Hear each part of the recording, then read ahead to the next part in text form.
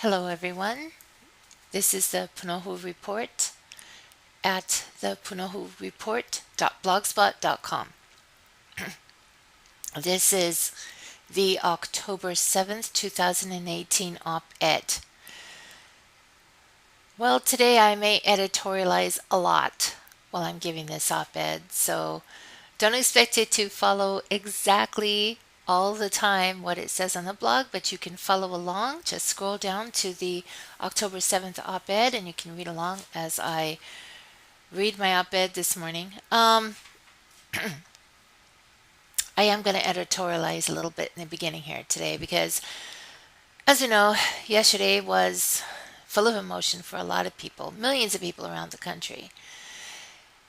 The other millions across the country were, of course, celebrating and crowing and so excited and happy.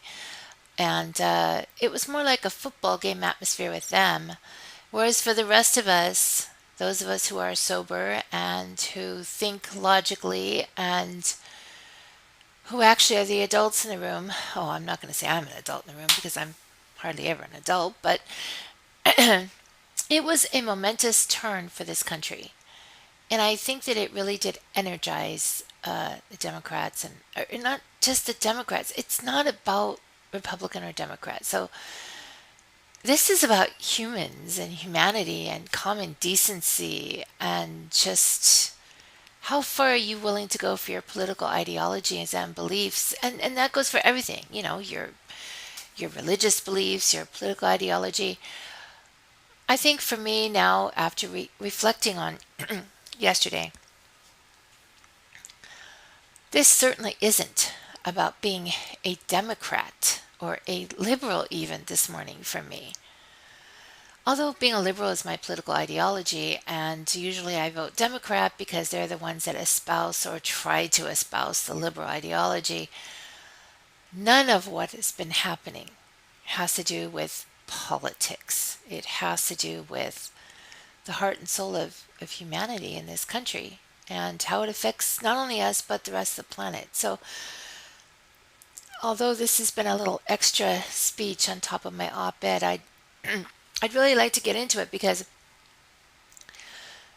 one of the most amazing things happened. As you know, we did report on this blog as it was occurring that people were going to go and find out where that secret confirmation was going to happen, and when they found out, they were going to go there. So getting into the actual op-ed itself, last night as Republicans partied with beers and celebrated a la SNL, they did a great job. I have no corroborating evidence for that, of course.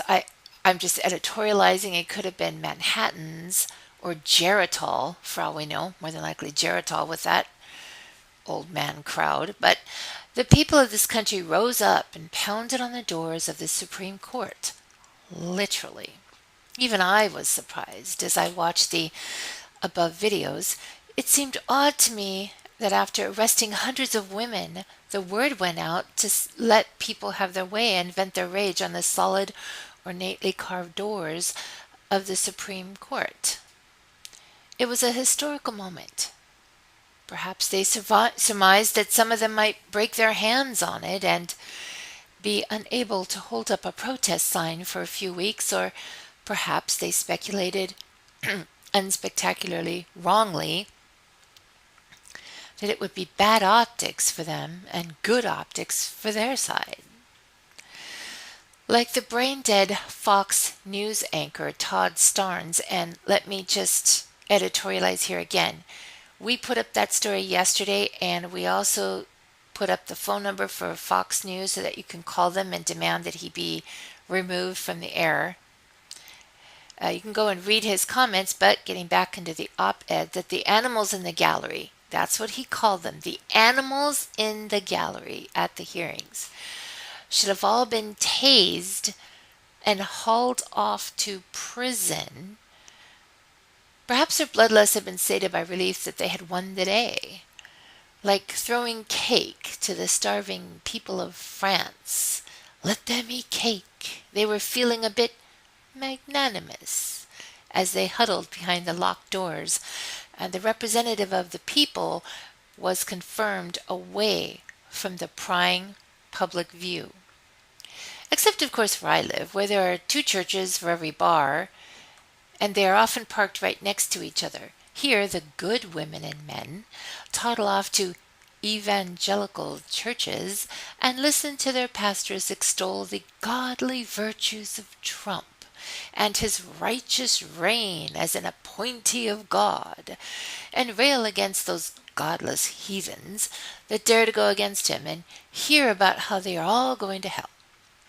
Others in my area shuffle off to the Catholic Church, where they listen to robed men whose colleagues regularly assault little children sexually and give them almost saintly reverence and respect as they tout the Word of God and lead them in prayers and serve up the body and blood of Christ with an awe-inspiring theatrics and cool regalia.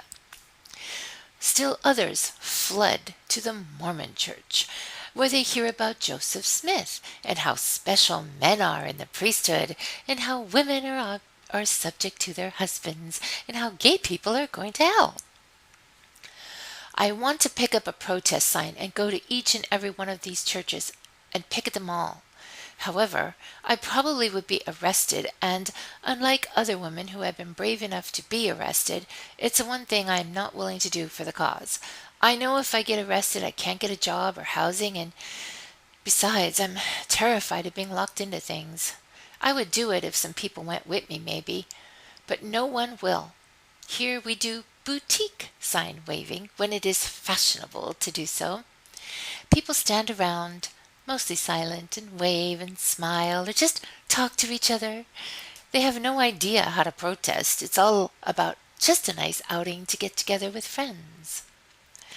There are no fiery speeches, no standing up to authority, no standing our ground. Our protests are ineffectual, as we do not actually march anywhere, but just stand in the same spot with traffic passing, mostly looking at us with deer in the headlights look, wondering why we are standing there in the first place.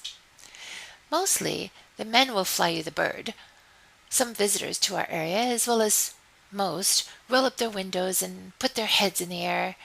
We jauntily get through the allotted time, and then everyone heads home, waiting for some leadership to spark the next get-together. It inflames me to no end. We used to be a force to be reckoned with here, as far as protesting goes. We did real protesting, and we made a difference, and we usually won. Not now, however. Most of the protesters that do show up are newcomers or out-of-townies. Our own people just go about their lives or glare and are unfriendly towards protesters. Perhaps it's that we have nowhere to actually go. It's a small geographical area, and our state building and our county buildings are small and really have nothing to do with national issues, really. Our public squares don't get much attention. Usually if we protest, it's a slight disruption to traffic on dangerous roadways where people have to pay attention to the road, so people holding signs and waving is considered a driving hazard. It is times like these when I wished I lived in a more citified area with more people. Perhaps then there would be more like-minded people and we could get together and protest things we believe in. When I see all of the people in these videos who have the luxury of just walking up to the Supreme Court doors and pounding on them, surrounded by hundreds, even thousands of others who support them, my soul cries out to be there too. Perhaps if they knew that for each one of them there are millions of people like me who are stifled and intimidated and silenced, or who aren't brave enough to be arrested. If there was a place I could go, get up to a podium and speak out, I would. But here no one would clap and cheer. They would just be kind of silent and listen. People here do not get enraged. They aren't the enraging type. I am. I am enraged and angry. Not just about what's happening, but by being so unable to express myself and how I feel. But this blog and the videos help. Writing helps, and trying to report and decipher the news is a balm to calm my spirit, but I wish I could get my voice out there more. Lacking Supreme Court doors to pound on, I pound on my keyboard. It's all I can do. Perhaps all is not lost, though. There are bigger fish to fry. Women and men are energized, and I have the internet, which connects me to the real world. I can have lots of hope as we go into the midterms. I can hope for the purge, even if it doesn't give us a majority. I have hope because the Women's March is gearing up again, and perhaps twice as many people will show up. Here, I held an actual march while the usual boutique group held theirs. There was an argument over the fact that theirs was legitimate and ours was not. That kind of reflects the divide between the old guard and the new. I know now that none of us who have a dog in this fight are going to take some weak-mouthed, spineless moderate, that's for sure. As far as Trump has swung the Republicans right, he has also managed to swing the Democrats left. As for that boutique group, sad to say this, but they need to get into the fight or sit out this one, because this one belongs to us. Those relentless people who will not give up. Neither will I, and I will continue to resist as much as I can with the limited tools at my disposal. We will prevail. Believe that. Wherever you live. Whether you live like me in DINO country, Democrats in name only, or heaven forbid, in a deep red state, we need to get over our fears and just come out of the closet and step forward. Don't get arrested if you're not able to handle the repercussions of that, but stand your ground. The ground is all we have left. We need to keep our feet on it and our minds focused sharply. Do not be swayed and do not waver. Now is the time. Now is the hour. We have all the power. It's time to use it. Bless you all, and thank you for never giving up. We have just begun. Gloat for now, trumpeter swans. The lionesses are coming. This has been the Kavenaugh Report at thekavanaughreport.blogspot.com. Please like and share this video and go ahead and comment because, I'm not a Fabergé egg and I can take it. That's all for now. Stay tuned for a lot more up-to-the-minute updates on our blog as we go through each day. And we'll see you on the report.